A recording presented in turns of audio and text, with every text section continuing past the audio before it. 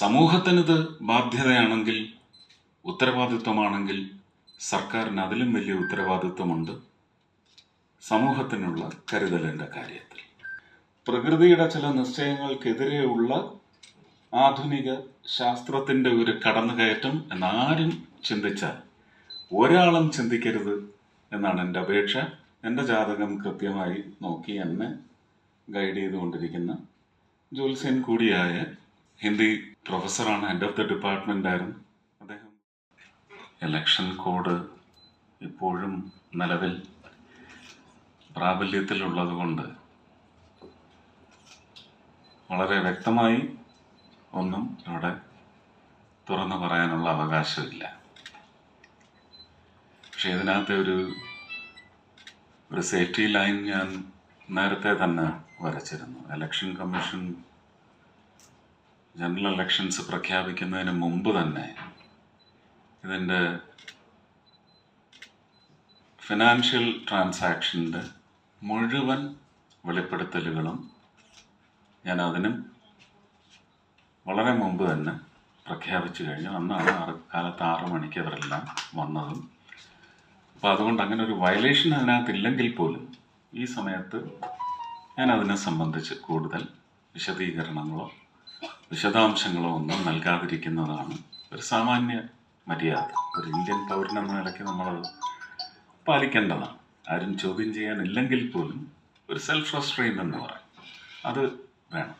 So I am refraining from any further descript on the processes that is being perused and pursued by the Amrita group of institutions.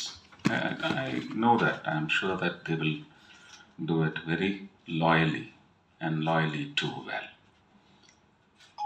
ഇത് ഒരു ദയയാണോ കാരുണ്യമാണോ എന്ന് ചോദിച്ചാൽ അങ്ങനെ classify ചെയ്യാൻ താല്പര്യപ്പെടുന്നില്ല ഞാൻ. ഇതൊരു വലിയ ആവശ്യകതയും സമൂഹത്തെ സംബന്ധിച്ച് ഇത് വലിയ ഒരു അത്യാവശ്യകതയുമാണ്. ഇത് സമൂഹത്തിൻ്റെ ഒരു ബാധ്യതയാണ്. സമൂഹത്തിന് ഒരു പുതിയ കോഷൻ ലൈൻ പോലും പ്രഖ്യാപിക്കാൻ, അവരുടെ പെരുമാറ്റങ്ങളിൽ പുതിയ ഒരു പെരുമാറ്റച്ചട്ടം അവർക്ക് തന്നെ നിർമ്മിച്ച് അവർക്ക് രേഖപ്പെടുത്തി അവർക്കനുസരിച്ച് life to all, fair life situation to all എന്ന് പറയുന്ന ഒരു പ്രക്രിയയ്ക്ക് തുടക്കം കുറിക്കൽ കൂടിയാകും ഇത്. നമ്മൾ ഒരു നെററ്റീവ് ഓഫ് എ ഹ്യൂമൻ ബീയിങ് എന്ന് പറയുന്നത് വളരെ വ്യക്തമാക്കുന്നു. അതൊക്കെ അത്യാവശ്യമാണോ എന്ന് ചോദിച്ചാൽ അതിനോട് എതിർപ്പുള്ളവരുണ്ടാവാം. പക്ഷെ എനിക്ക് തോന്നുന്നത് അച്ഛൻ, അമ്മ, സഹോദരി, സഹോദരൻ, മകൾ, മകൻ, എനിക്ക് തോന്നുന്നു ലെക്സിക്കനിൽ ഇങ്ങനെയുള്ള സാന്നിധ്യങ്ങളെല്ലാം ഉള്ളപ്പോൾ ഇത് ഒരു ഫെയർ ഡിസ്പേഴ്സലാണ്. This has to happen. അതുകൊണ്ട് മാത്രമാണ്. അല്ലെങ്കിൽ പ്രകൃതിയുടെ ചില നിശ്ചയങ്ങൾക്കെതിരെയുള്ള ആധുനിക ശാസ്ത്രത്തിൻ്റെ ഒരു കടന്നുകയറ്റം എന്നാരും ചിന്തിച്ചാൽ ഒരാളും ചിന്തിക്കരുത് എന്നാണ് എൻ്റെ അപേക്ഷ. ഇത് പ്രകൃതിയുടെ ഒരു പുതിയ കണ്ടുപിടുത്തമാണെന്ന്, പ്രകൃതി അതിൻ്റെ ഒരു നിർവഹണം നടത്തുന്നു. അത് ജന്മം നൽകുന്ന മനുഷ്യ ജന്മങ്ങൾക്ക് അത് നൽകുന്ന ഒരു വലിയ ദയയായിട്ട് മാത്രമേ അതിനൊക്കെ നമ്മൾ കാരണക്കാരാകും. അങ്ങനെ ഒരു കാരണക്കാരൻ ഞാൻ കൂടിയായ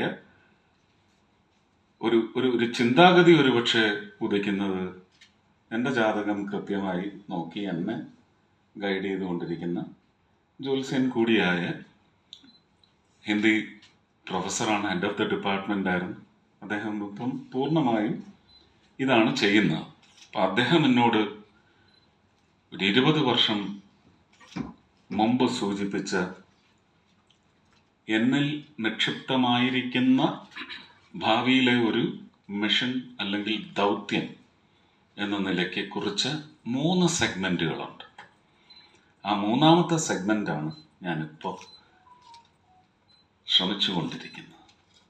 ഇത് വിജയകരമാവാൻ ഒരുപാട് പേരുടെ, ഇവിടെ ഡോക്ടർ സന്ദീപ് പറഞ്ഞതുപോലെ ഞാൻ അദ്ദേഹത്തെ അഭിസംബോധന ചെയ്യാൻ മറന്നുപോയി, സോറി. അദ്ദേഹം പറഞ്ഞതുപോലെ ഇതൊരു വലിയ സന്ദേശം തന്നെ ആവണം. ഒരാളിത് ചെയ്തു എന്നറിയുമ്പോൾ ലോകത്ത് ഇതൊരു സന്ദേശമായി എത്തി ഒരുപാട് പേർക്ക് ഇതിൻ്റെ അനുഗ്രഹം ചെന്ന് ഭവിക്കാൻ സാധിക്കണം. ഇന്ത്യയിലും കേരളത്തിൽ എനിക്ക് തോന്നുന്നു സത്യം പറഞ്ഞാൽ ഈ ഒരു സംവിധാനം ഒന്ന് മതിയാവും. അത്രയ്ക്കുള്ള ആവശ്യകതകളെ ഉണ്ടാവുള്ളൂ. അപ്പോൾ ഇത് ഈസിലി മാനേജബിൾ ആണ്. ഈ പറയുന്ന 12 ലക്ഷം ഇനി തിരിച്ചു തരേണ്ടതില്ല. പക്ഷേ സമൂഹത്തിനിത് ബാധ്യതയാണെങ്കിൽ, ഉത്തരവാദിത്വമാണെങ്കിൽ, സർക്കാരിന് അതിലും വലിയ ഉത്തരവാദിത്വമുണ്ട് സമൂഹത്തിനുള്ള കരുതലിൻ്റെ കാര്യത്തിൽ. അപ്പോൾ സർക്കാരിൻ്റെ ഒരു പങ്കാളിത്തം ഇതിൽ ബൃഹത്തായ രീതിയിൽ ഉണ്ടാവേണ്ടതുണ്ടെങ്കിൽ ഇന്നത്തെ കേരളത്തിൻ്റെ ഒരു സാമ്പത്തിക അവസ്ഥ തീർച്ചയായിട്ടും ഇങ്ങനെയുള്ള പ്രവർത്തനങ്ങളിൽ സർക്കാരിനെ പിന്തുണയ്ക്കാനുള്ള ഓരോ വ്യക്തിയുടെയും, പ്രാപ്തിയുള്ള ഓരോ വ്യക്തിയുടെയും പങ്കുചേരൽ എന്ന് പറയുന്നത് അനിവാര്യതയാണ്. അപ്പോൾ 10 പേരുടെ കാര്യത്തിൽ 12 ലക്ഷം രൂപ ഡെപ്പോസിറ്റ് ചെയ്തത് സർക്കാരിൽ നിന്ന് ഏകദേശം 9 മാസം മുതൽ 1 വർഷമെടുക്കും റീഇംബേഴ്സൽ. അത് വരുന്ന മാത്രയിൽ അടുത്ത 10 പേർക്ക് എന്ന് പറഞ്ഞ് ഇതിങ്ങനെ സൈക്കിൾ ചെയ്ത് പോകണം. ഇതെല്ലാം അവസാനിച്ചു, ഇനി ഇതുകൊണ്ട് ആവശ്യമില്ല എന്ന് വരുന്നിടത്ത് അത് ഇവരുടെ ഒരു ജീവനത്തിനുള്ള കോർപ്പസായി കൺവേർട്ട് ചെയ്യണം. ഇതാണ് എൻ്റെ മനസ്സിലുള്ള സ്കെച്ച്. അപ്പോൾ ഇത് മാത്രമല്ല തൃശ്ശൂർ ഒന്ന് ആവശ്യപ്പെട്ടത്.